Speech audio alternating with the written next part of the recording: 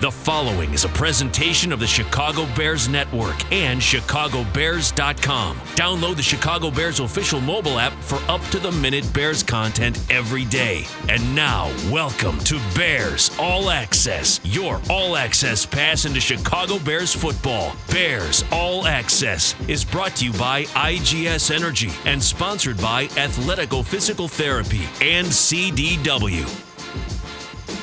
Pleasant good evening, everybody, and welcome to Bears All Access here on Chicago Sports Radio 670 The Score. I'm Jeff Joniak, along with broadcast partner from Bears Radio, News Radio 780 and 105.9 FM WBBM, Mr. Tom Thayer. Tom, the clock is ticking. Draft's just 22 days away. You getting ready? Oh, I can't wait. I think this has been an amazing offseason, Jeff, because of the way the season concluded last year, all the changes for this upcoming season, all of the attention that's being paid by one position. I mean, if it wasn't for Pitts, that tight end out of Florida, we may not be talking about anybody else but quarterbacks. And frankly, no offense to our next guest, Jim Miller, I am a little tired of it. I want to see who else are we talking about in this draft. I mean, you know, not every team is going to pick a quarterback in the first round. Well, listen, there's going to be a ton of conversation about tackles, my friend. Because I think that's an area the Bears will likely focus on at some point early in the draft, whether it be first round or second round. And so I think you'll get your fill of tackle talk. And just for you, Tom, we're going to give you a little present tonight. We are going to talk tackles in our next segment exclusively, okay? So hopefully you've done a little homework. And I know my man, Jim Miller from SiriusXM NFL Radio has been doing his homework. Jim, how you doing? Welcome in once again, our special guest here tonight. You got your tackle readiness. We're going to do quarterbacks too, but I mean, are you ready to talk a little tackle? Yeah, I think, hey, we're going to give Tom, we're going to create a buffet here where he can just pick any tackle that he wants. They come in all shapes and sizes, so he'll be plenty fed because there are a lot of tackles that I think a lot of people are underrating in this upcoming draft. You know what we have to do right off the top here, though? We talk about a lot of people in the building at Hallis Hall. And one guy is so beloved in that building that we got to wish a happy 90th birthday to the one and only, the legend, Clyde Emrich. I know, Tom, he's one of your closest friends, and good to see he's in great health and ready to return to the building once the green light is given for everybody.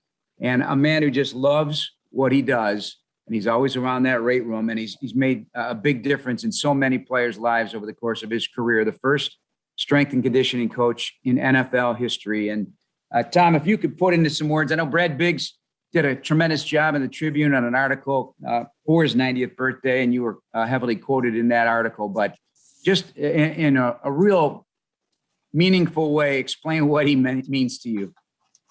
You know, he's a guy in that building, no matter if you're a player, or if you're a broadcaster, or if you're an ex-has-been, you never avoid eye contact from Clyde Emrich, because he's a guy throughout your career, whether you're a first round draft choice or a seventh round draft choice, he pays equal attention to you. He cares as much about your career, no matter where you were drafted or if you're a free agent. He's the type of guy that wants you to improve yourself, not only for right now, but he wants to improve yourself for the future. And so, you know, there's so many sayings that I'm reminded of when I think of Clyde Emrich, and they're all meaningful, and he's had a tremendous impact on hundreds of players' lives, on hundreds of people lives inside that facility. Because, like I said, he is a constant encourager. And you know, Jeff, if you have a bad broadcast, you don't want to look Matt Nagy in the eye. If you have a bad game, you don't want to look your position coach in the eye. You never shy away from eye contact with Clyde Emrich, because it's always going to be a positive reflection. Well, you know, one of the quotes, Jim Miller, is that Tom always tells me, and Clyde's told me too, you can't shoot a cannon from a canoe. So maybe he told you that once or twice in the weight room. What were your experiences with him back when you played with the Bears? Yeah, I agree with Tom. He was always positive. And one, you knew from Clyde, because he's been with the Chicago Bears for so long, he's seen everything. He's seen the ups and downs of seasons. He's seen the hot streaks, the losing streaks, how you work yourself out of a hole when maybe things aren't going so well, the adjustments you got to make. I think he was always he could always answer all your questions. Hey, Clyde, I'm looking to do this in the weight room to improve a certain area. And if he'd have just great suggestions and really knowledge that he was just going to bless and bestow upon you to be better. And I think, like we all say, he's a great teammate. I think for Clyde, he really touched every player, every person in the building, at least through my experiences, always in a positive way that Tom had mentioned. So he's a great role model for everybody to look up to, and certainly with not only his off-the-field exploits and what he's done in weightlifting and all that, but really was a benefit to everybody inside the entire building at Hallis Hall. Jim, what kind of weightlifting did you do as a quarterback? I was pretty aggressive in there. I at least I believe I was, and Clyde was always there to give me some tips. Whether it's I didn't go in there to squat as much as I could or bench as much as I could, but certainly wanted to be able to take the pounding and have the pliability for the position of quarterback. And I think Clyde was very helpful for me in that from that standpoint, and actually got me into the pool work and getting more a pool for cardio and things like that, and more dumbbell work that definitely strengthened my shoulder for areas of concern that I had concerning my shoulder. Tom, if you didn't love the weight room as a player, could Clyde bring that love of weight training to you if you're one of those guys? Yeah, of course. And that's what I'm saying. He had such a strong attachment to no matter where you were drafted, what type of strength you came to the Bears with, you were always going to leave stronger. But it is always something he instilled an attitude in you that weightlifting is going to be an important part of your life after the afterlife of football. He always used to say, you got to think about the big picture. And that was the entirety of your life. Do what you can do to become a better, more durable football player during your time in the Bears weight room. But when you leave the Bears, when people see you, let them know that you are an ex-football player. Allow them to see what you have learned in the weight room at the Bears facility and carry it to that afterlife. And through every one of my nieces and nephews, we've talked about weightlifting. In every bit of instructions I've ever given another person, it's the instructions that I've learned from Clyde Emrich. And it still is as important today as it was 30 years ago. And it will be that important 30 years from now. No, it's interesting too, because at age 90, he's still lifting weights. Right. We should all be so lucky. And what does he always tell Jeff Joniak? Look, you're not a good student. I'd have a tough time with you. No, he says, well, no, I'm not coachable. That's what yes. There you go. Not coachable. Him and Dave Hendrickson from the Bears football video operations always ask me, Jim, he always asks, are you coachable today? And some days yes, and some days no. Yeah, well, I can see that from both you and Dave. You guys kind of go to the beat of a different drum, and so I'm sure Clyde. In terms of all his discipline and his Olympic training, I'm sure that wouldn't have floated too well with his weightlifting team that he was a part of. Hey, there's still hope for me. That's for sure. All right. As we look at what's going on this week, I guess, we take a broad view of things here in our first segment, but the Sam Darnold trade and what that means to the top of the draft, Jim Miller.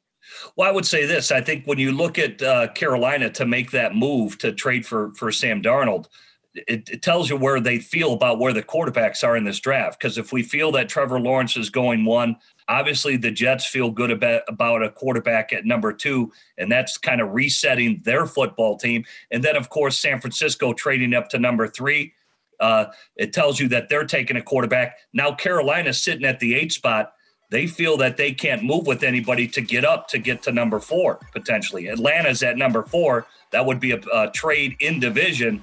And it tells you that they probably grade Sam Darnold higher than what their 4th and 5th quarterbacks are. So I think it was very telling what Carolina did. That's Jim Miller. I'm Jeff Joniak, along with Tom Thayer. This is Bears All Access, brought to you by IGS Energy. Our first break ahead here on Chicago Sports Radio, 670 The Score.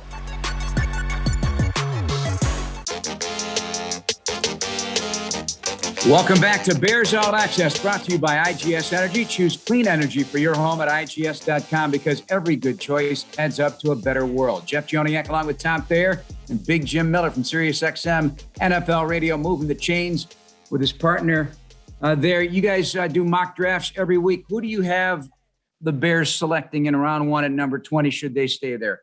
Well, if he keeps on going up the draft boards, and I do think he is, I had him taking the South Carolina cornerback, J.C. Horn.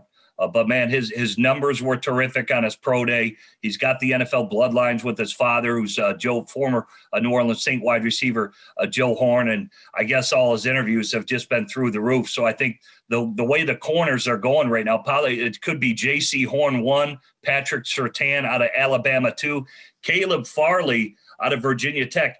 You don't know about him because he's got a medical. He had a discectomy surgery with his back. Supposedly he's 100%, but teams are going to have to get all the medical on him. And so a player like him could be dropping a little bit. But, man, boy, that J.C. Horn sure looks like a surefire hot draft pick that's going to be a no, for him. There's not any really bad marks on him at all. So he's a pure football player. All right, and a self-proclaimed maybe not self-proclaimed, but known around the SEC as a pretty good trash talker. Yeah. Oh, yeah. He can do it. He learned from the best, his father. We got a lot of father-son duels that are going to be coming in this draft. I just talked to Lorenzo Neal, remember the fullback for Baltimore for so many years. His son's a defensive tackle at Purdue, but you're going to see a lot of sons whose fathers are former NFL players, so a lot of bloodlines in this draft. Tom, are you okay with the Bears going with a corner in round 1 if necessary? I am. The two offensive edges. I'm looking at offensive tackle and cornerback. I think cornerback is an important role. But, I'm interested to see, where is Trey Roberson? What is Artie Burns going to contribute? Because when we had small snippets to see these guys last year, they looked like they belonged in an NFL uniform. And they have true fun.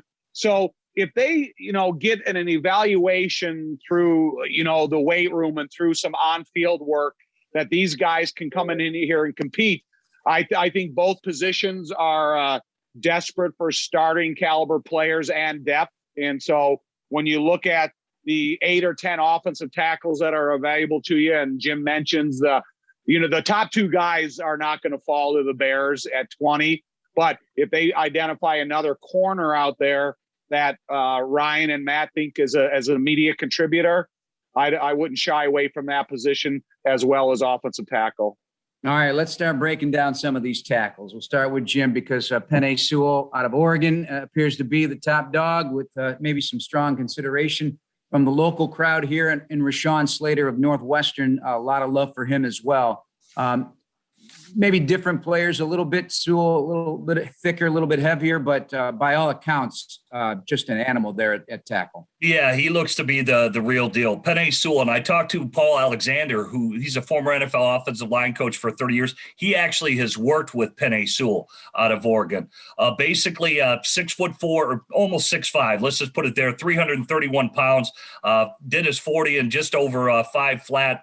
33 and a quarter inch arms, so you got plenty of arm length there. 10 3/8 hands, so he passes that drill as well. So, but he knocked his pro day everything out of the park. He showed his acceleration, his punch. He's got a vicious punch that Tom can talk about, but he's just a big, powerful, quick man. Has high production grades from his standpoint. He's smart on the video, and he's advanced technically with the really strong punch that I mentioned. He looks like a sure.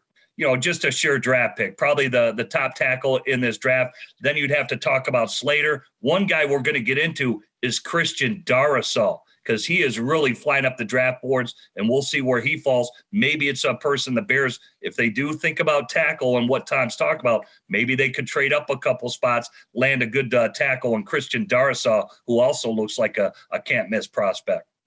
One thing about Sewell is, if you're going to have those heavy hands, they talk about that big punch, you have to have the feet that match up with it. Because one of the things that can really destroy your confidence, if you go for that punch and you miss and you don't have the feet to recover, that's going to get you in a lot of trouble at the NFL level. Maybe in college you can recover a little bit, but when they talk about the best for a gap scheme, the best for a zone scheme, Sewell has got the ability and the tangibles that you need for every one of them. So that's what I'm always concerned about is how does your feet recover from a miss with the hands? And that's the one thing I like most about him at this level is his tenaciousness and his ability for his feet to keep up. Is it more challenging for us from the outside looking in to find the type of tackle that would best suit whatever the Bears' offensive scheme ultimately is going to be, because it's clearly been tweaked. It's been adjusted. The collaboration of everybody involved with those offensive coaches, they're coming up with their new plan here for 2021 to have the Bears offense, whatever that might look like. Does it make it a little hard to find guys that could potentially plug and play? Certainly at right tackle is one of the key spots. Yeah, well, go ahead, Tom. Go ahead, Jim. Oh, well, no, I think there are a couple guys that are plug and play candidates here. And you look at their coaching background from college. What was their coach's influence on their career? If you look at Pat Fitzgerald and you look at what he means to the Northwestern program, and then you go and you look at Slater, you look at his ability to move, the way how bendable he is out of his stance, how intelligent he is at a really fast-paced system if they want to go at that high octane out there at Northwestern. I really like everything that he's been able to develop over the last couple of years. He's gotten bigger and stronger each year, but I do think, the influence, because we see Pat Fitzgerald more than maybe we see the position coach of Oregon or the head coach of Oregon. So I like the influences that the coaches have put into the minds of these guys as their time in development.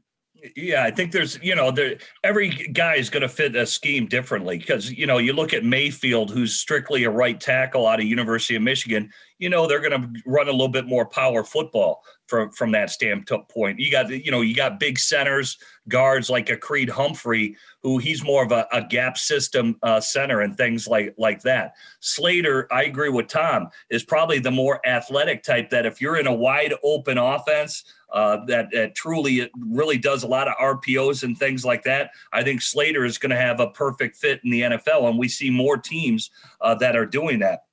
Other guys that I'm going to bring up, like Christian Darrisaw from Virginia Tech. This guy is probably a can't-miss prospect. That's what everybody thinks about him. So I wouldn't be shocked if he goes ahead of Slater. But he's 6'6", 302 out of Virginia Tech. He ran a 4.85 40-yard dash for that size. So this is a big athletic guy who can move. Had a ridiculous pro day that I mentioned. He had a 10'4" broad jump. He's got 33-inch arms. So he's just got a great frame. NFL tackle, just looks like the prototypical tackle. Very productive player. His athleticism's off the charts, and he only had 6 pressures and no sacks in 20 games that he performed in. So excellent speed and jumping skills as well. So he's got the body and athleticism, all the things that Tom is talking about in terms of the left tackle position. And there's plenty of other guys like him in this draft that probably won't be taken till round 2.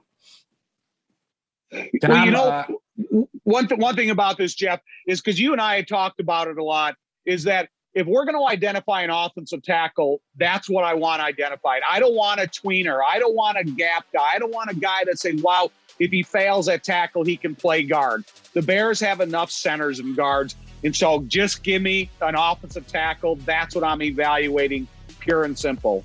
All right. It's as important a position as any in the National Football League, and it's worthy of another segment. We're going to pick up the tackle talk with Jim and Tom after this on Chicago Sports Radio 670 The Score.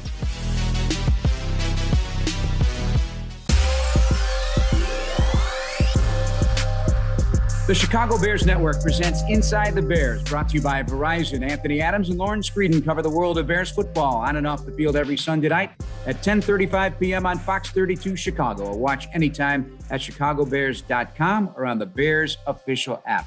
Welcome back to the program with our producer, Jordan Tredup. Dan Barilli, appreciate you joining us tonight with Jim Miller and Tom Thayer. I'm Jeff Joniak as we break down the tackle position. There's so many apparently available in the upper rounds of this year's draft. Jim, and you were amplifying, or about to anyway, about something Tom said about wanting, if you tackle, you get a tackle. A guy who's played his entire career at tackle, not a guy that maybe will, project as a tackle after being a really good guard, or vice versa. And I'm in line with that as well. How do you feel about it? Yeah, well, again, I think, depending on what you're asking them to do, I do think this is a really good tackle draft that we mentioned. Guys who are wide open and guys who are more in the power mode. So as we know, they all come in different shapes and sizes, but legitimately, just prototypical, you want your left tackle to typically be probably about 6'5" and above. That's really the starting point. They've got to have long arms, got to have quick feet that Tom mentioned, got to have the punch. You want them to be the quote unquote Walter Jones, the dancing bear that has that type of athleticism. And there are guys in this draft that really check all those boxes. I think Sam Cosmi of Texas, he checks that box, 6'6", 314 pounds. He's got 34-inch arms, 4.87 in his 40. So here's a guy close to 320 who's running close to a 4.8 in terms of his 40. 36 on his bench press. So this is a strong, big left tackle. Other guys that are going to be talked about, Tevin Jenkins from Oklahoma State, very similar from that standpoint, and Sam Cosmi. Probably the best athlete overall in this draft at left tackle is Spencer Brown out of Northern Iowa. And look about his numbers. This guy's over 6'8", so he's almost like Big Cam Williams. So, he's almost a 6'9" guy, 4'8" in his 40. That's almost 6'9". 6'9", 3-cone drill. That's ridiculous for a big guy to have the change of direction that he has. 4'3" in terms of his short shuttle, 9'9" in terms of his broad jump, 29 in terms of his bench press. How about this for Spencer Brown? No football player, boy, he had no football in 2020. He had a baseball, basketball, really good athlete from his standpoint growing up in terms of all of his numbers. But he's tall, long, athletic. Like I said, missed 2020 because it was canceled, but he's been working the whole time. Last tidbit I'll tell you about how great of an athlete Spencer Brown is out of Northern Iowa. Out of all the tackles that have come out since 1987, now, that's over 1,134 tackles, he rated number one. Number one is what he rates in terms of the athletic ability. That's it's called the relative athletic score, RAS, R-A-S. He comes out number one since 1987. Wow. That's a mouthful right there. And I was going to bring him up as and maybe a guy like this can sneak into the top 3 rounds of the draft coming out of Northern Iowa. But, you even neglected some of the big numbers, 34-inch arms, 82 3/8 wingspan, massive hands. But Tommy, all that being said, this is a guy who played defensive line in 8-man prep football and then moved to offensive line for the first time in his life at UNI.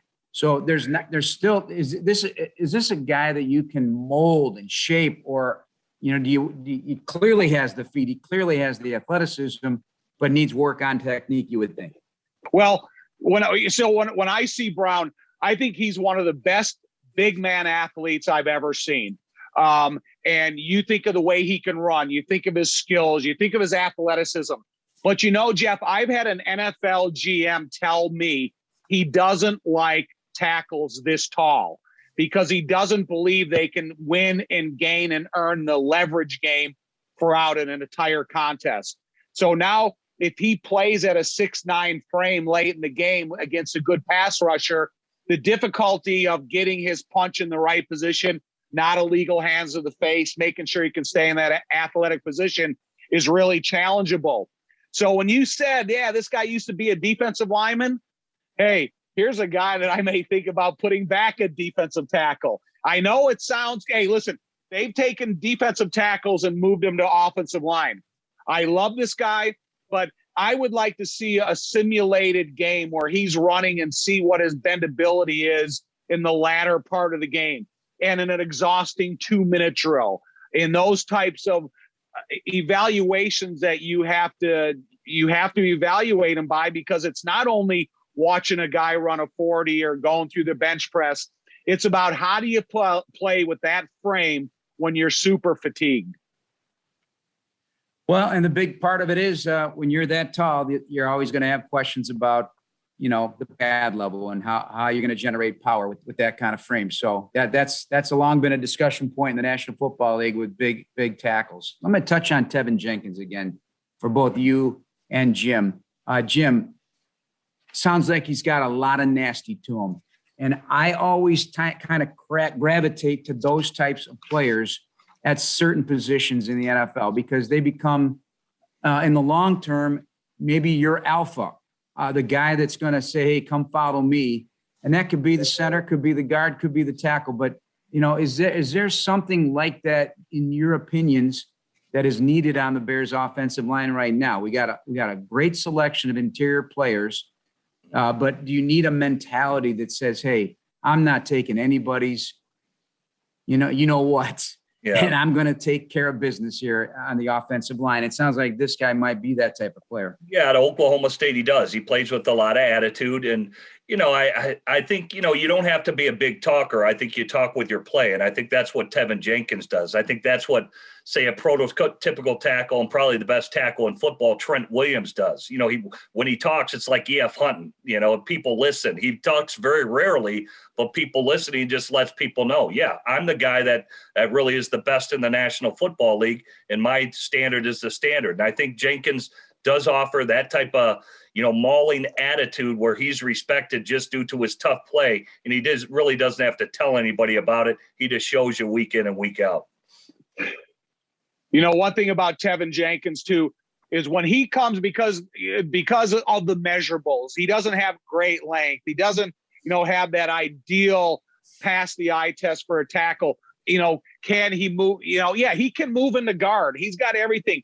He's super physical. He finishes blocks really well.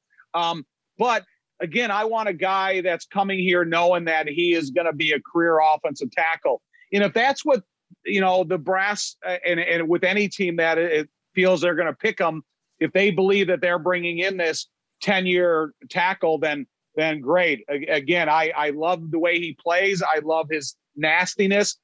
He's a big, beefy guy. But again, I want a guy that when he lines up first day of OTAs or training camp, that he's in that position to stay and play. There's another guy, Jim, with 36 reps and another sub 540. Not that matters. Yeah. I know that doesn't matter, but now he opted out in November. So he said, Right. hey, I'm going to get ready for the draft. So a number of these guys we're talking about, in the end, for this particular situation with a pandemic, these guys built their bodies and they got trained a lot earlier than they normally would. Do you think that's going to pay dividends, or are these numbers just maybe because we're not at the combine and everything is the same? Are they going to be a little bit better than what they really are? Yeah, no, it's a good point because, they've certainly been training for all these things for their pro day and their numbers could be inflated. But for some guys that opted out, this has actually been good for them. Because like here, we were just talking about Spencer Brown from Northern Iowa. I mentioned all he's been doing is working with former NFL offensive line coach Paul Alexander the entire time. So he's actually been getting good coaching, what a lot of these guys have been doing. And it's true for all these guys, no matter what facility they're at. They all go to these performance centers and they bring in an offensive line coach formerly of the NFL or currently in terms of the preps and things that they do to show these players the techniques that they're going to be asked to do at the next level. So I do think they're getting coached up from that standpoint. So they're all going to benefit. And I think for these guys, they're going to be big, strong. And as you said, a lot of these guys can move because they've trained that way here this entire offseason and through the pandemic. All right, Jim, we got to take our break as we rumble through Bears All Access tonight here on Chicago Sports Radio 670 Score. Let's take a break. Be back in a few.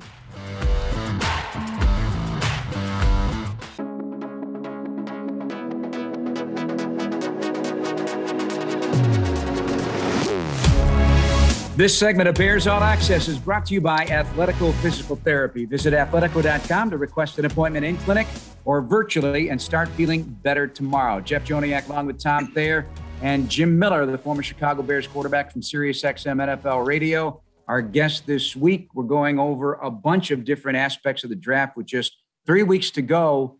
We focused on tackles. Now we're going to go back to Jim's bailiwick. We got to do it every show. We got to talk quarterbacks. And so with the trade by San Francisco, am I to believe all the national experts that are analyzing this, that the 49ers making this move to draft Mac Jones? Is this what you're hearing? That's what everybody assumes. I'm not so sure of that, because when you look at, and I think he checks all the boxes and all those things, and I think he could play right away. But it sounds like they are, they want to keep Jimmy Garoppolo. They want to keep Jimmy Garoppolo. They've been throwing him out there for a first-round pick. Nobody's going to give a first-round pick for Jimmy Garoppolo. So everybody assumes it's Mac Jones. I personally think it would be Justin Fields.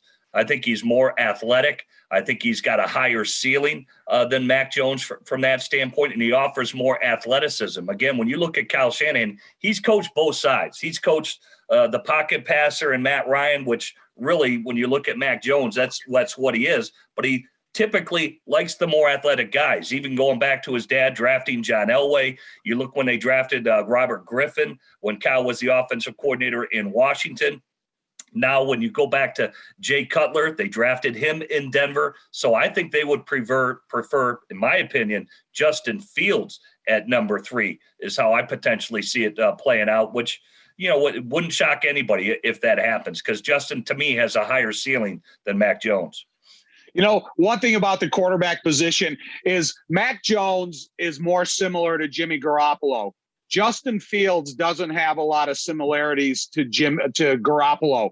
And so Justin Fields can do everything what Garoppolo and Mac Jones can do, but Mac Jones can't do everything Justin Fields can do in terms of athleticism, running the edge, the RPOs. And it's going to be interesting to see what type of offense do they want to continue to build in San Francisco, because it's two different offenses with Justin Fields than it is with Mac Jones and Jimmy Garoppolo. So I think it'll tell you a little bit about the future of the offense going forward, depending upon if they have their sights set on Mac Jones and that's who they're going with. It's going to be a drop back style, pocket protection, get the ball out of your hands type of offense. And you may not have that edge threat that you would have in an RPO offense with Justin Fields. Jim, we could see as many as 5. That's kind of the expected number for first-round quarterbacks. Out of those 5, is there a chance one of them is going to drop further than people might think? And I'm looking at maybe Fields or Lance.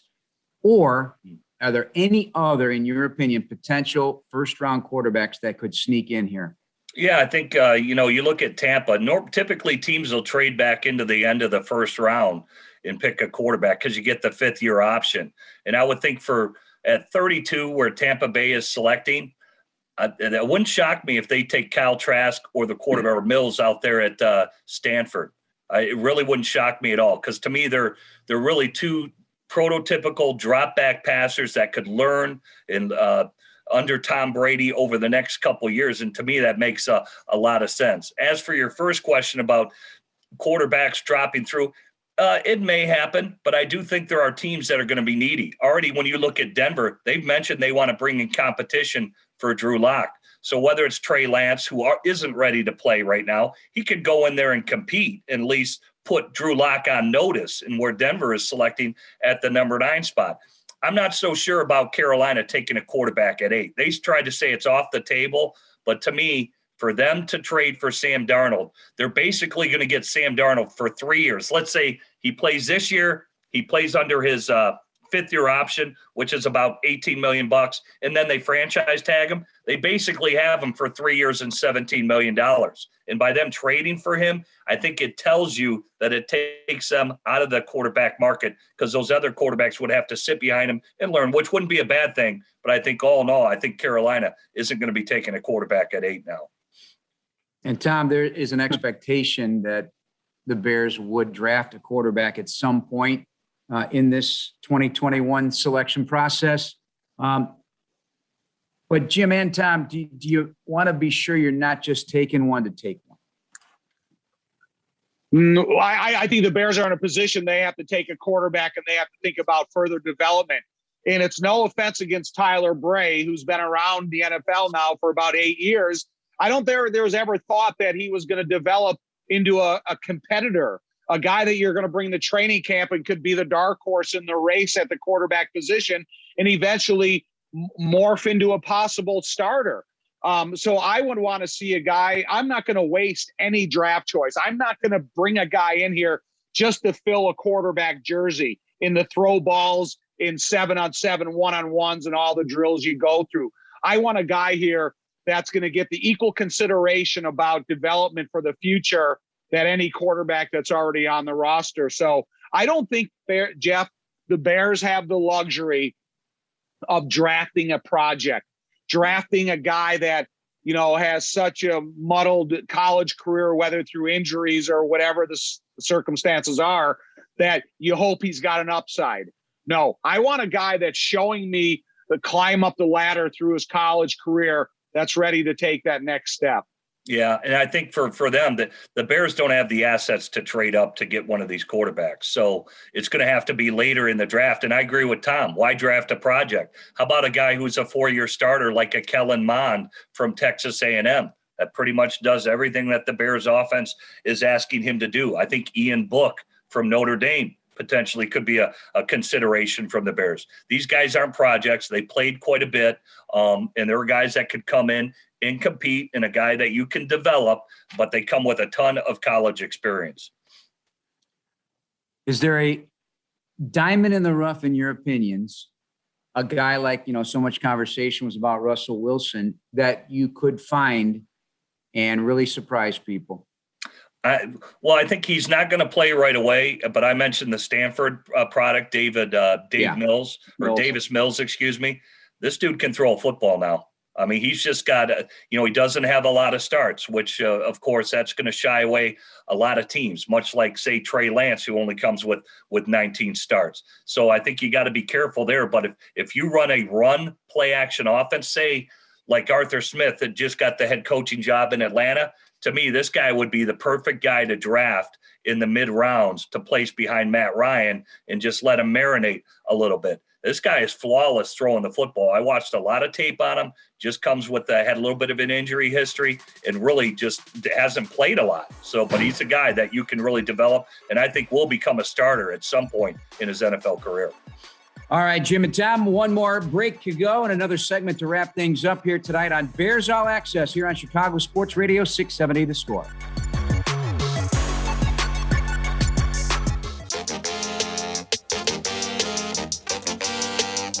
Fresh cut, fresh perspective. Book an appointment with Chicago Bears Small Business All-Pros winner Principal Barbers. Visit principalbarbers.com. Welcome back to Bears All Access here on Chicago Sports Radio 670 The Score. Our producer today, Jordan Tretta, with Tom Thayer and Jim Miller. I'm Jeff Joniak.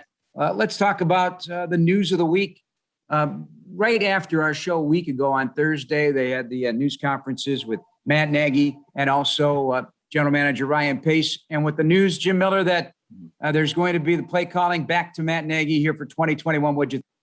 Well, I think from that standpoint, I don't think it surprises anybody. I think a lot of NFL coaches, Mike McCarthy, he's taken back play calling duties. Andy Reid has done it at certain times in his career. And this is a passion of Matt Nagy. I think we've talked about it when he arrived with the Bears. He wanted to continue the play calling. But what's interesting here is that the Bears made that transition to Bill Lazor last year, and they did show some improvement.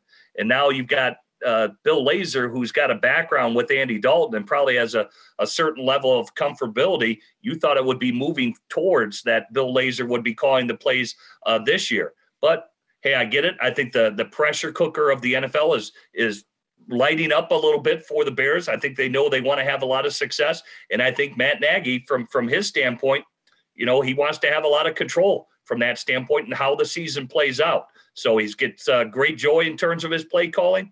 And so he'll resume that. It's just how quickly he'll develop that relationship with Andy Dalton. And luckily, he's got good insight from Bill Lazor that he can lean on. But most coaches who are play callers before, they normally take it back. And I think that's why Nagy is elected to do it as well.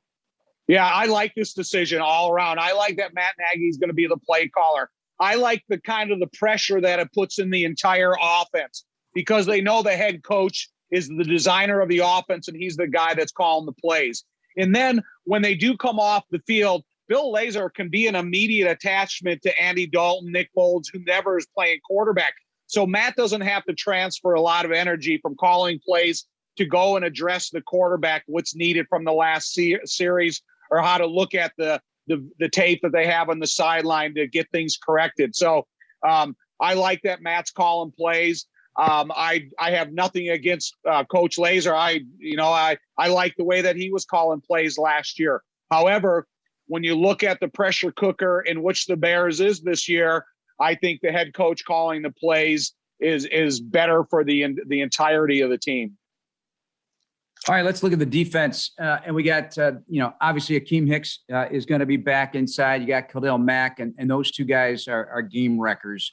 Tom, let's start with you on where their games could evolve, especially with some new pieces coming on the defensive side of the ball. Certainly at cornerback, we still don't know about the other safety spot.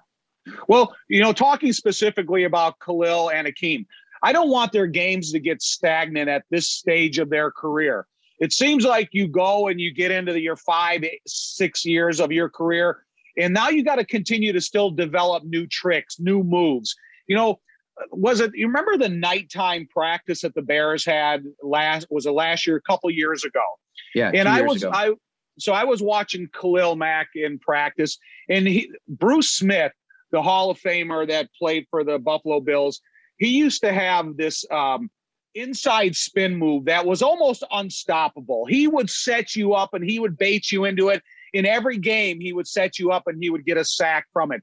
I saw Khalil use that move a couple times in that nighttime practice. And I've even went up and asked him, hey, why don't you show that a little bit more in the game? Because it puts a lot of paranoia into offensive tackles. So when you look at Khalil, yeah, we see what he can do coming around the corner, how he can get to the quarterback and try to become reckless and create those fumbles. I need to see him to put more in his pass rushing arsenal. And I think it could catch a lot of developed offensive tackle, experienced offensive tackles off guard. And I think it's the same thing with Akeem Hicks. To me, I would like to see Akeem Hicks be in the best physical condition he could possibly be in. When you look at what he can do as a dominator when he's fresh, he is unstoppable.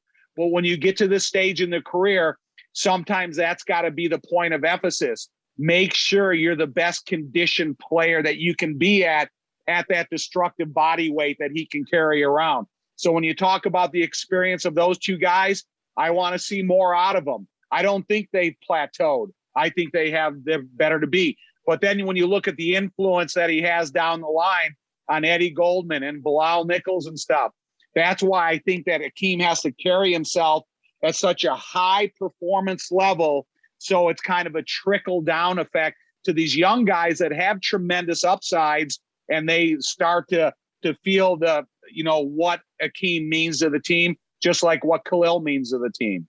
Jim, from a quarterback's perspective, Tom used the word paranoia, put paranoia in a offensive lineman's mind. What puts paranoia in a mind of a quarterback when you got those two guys on the field? And is that enough when they're playing at a high level to cause enough disruption in a quarterback's game? Yeah, I remember when we beat Washington in Washington 10-7 on a fake punt, and Bruce Smith was still playing that game. Bruce Smith at 19 years in the NFL, and that game was just an absolute bloodbath for all the things that Tom's mentioning. I remember walking in at halftime, and I told Bruce, man, you still got it. It's your 19th year. That dude was in my grill every single play.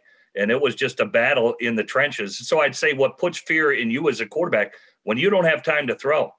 You're trying to go through your reads and you're kind of holding on to the football, waiting for the receiver to get there. And there's just no time left because those guys are putting so much pressure on you where you become indecisive in your decision making. And at the end of the day, it's not always a sack, but they're throwing the timing off on the plays. And minimum, you're getting hit almost every single play, and those add up over the course of 4 quarters. So I think from the Bears' perspective, I think they'll be able to do all that. I've maintained it. I like the Bears' defense. I think they'll just be fine in 2021.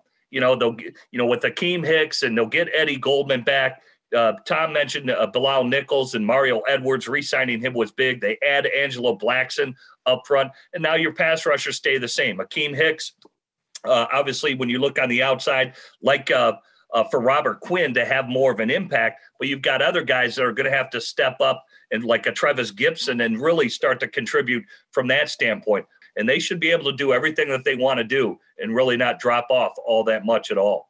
All right, we got less than a minute to go. I want to throw one on the table real quick. Let me see what you guys think. I'm also wondering what the slot receiver position is going to be. And in this offense and in every offense, it could be a deadly weapon. There's a really good group of receivers, again, that played well in the slot that you might be able to get even into the mid rounds of the draft. because we don't know what the situation is right now with Anthony Miller. How do you guys feel about it? Start with Tom. I think it's a position that really has to present itself inside this offense. And, Darnell Mooney has that ability. Riley Ridley has that ability. So, I mean, if you're looking for a college guy to come over and take off that position, I think you're asking for a little much. It's all about what you're developing on your roster. Well, there's plenty of talented receivers that are going to be in this draft and plenty of good slot receivers starting in the first round if the Bears were to think about that at 20. You look at Kadarius Toney from Florida. I mean, these guys are talented. Let's look at the impact of Justin Jefferson, who everybody thought was a quote-unquote slot receiver last year out of LSU. All right, fellas, we're out of time. As always, we can jam only so much into the bag, but we did our best tonight. Thanks, as always, Big Jim Miller. We'll talk to you next week. All right. Sounds good. Thank you, Tommy. And thank you all for listening. Thanks to our producer, Jordan Tredup, and the folks at The Score.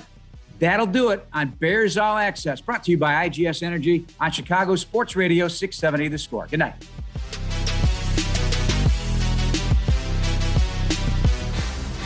Thanks for listening to this Chicago Bears Network presentation of Bears All Access. Podcasts are available on chicagobears.com and on iTunes, or download the official Bears mobile app. Bears All Access has been brought to you by IGS Energy and sponsored by Miller Lite.